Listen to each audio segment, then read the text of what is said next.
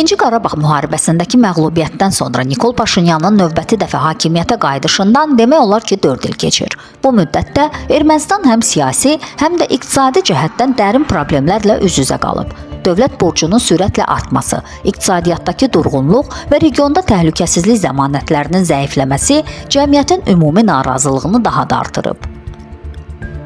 Lakin Ermənistanın baş nazirinə qarşı kəsilməyən tənqidlərə və xalqın əhəmiyyətli hissəsinin dərin məyusluğuna rəğmən müxalifət onun istefasına nail ola bilməyib. Sosioloji araşdırmalar göstərir ki, Paşinyanın xüsusilə əyalətlərdə elektorat bazası hələ də qorunub saxlanılır.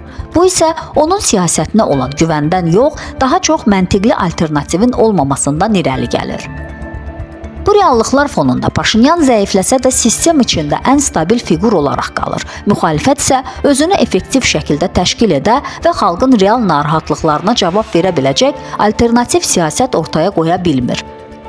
Belə olan halda Ermənistanda siyasi dəyişikliklər üçün hüquqi əsaslar olsa da real imkanlar yox dərəcəsindədir. 2026-cı il seçkilərinə yaxınlaşan Ermənistanda müxalifət parçalanmış və demorallaşmış vəziyyətdədir. Köçəryanla Sarkisyan bir-biri ilə belə ortaq platformada uzlaşa bilmir. Kazaryan müstəqil fəaliyyət göstərir. Yeni siyasi simalar isə hələ görünmür. Cəmiyyətdə nə Paşinyana, nə də keçmiş elitanın simvollarına aid olmayan üçüncü gücə ehtiyac açıq şəkildə hiss olunur. Lakin bu boşluğu doldura biləcək vətəndaş təşəbbüsləri, merlər, fəallar hələ ortaq platforma formalaşdıra bilməyiblər. Bu isə 2026-cı il seçkilərində Paşinyanın yenidən qalib gəlməsi ehtimalını artırır.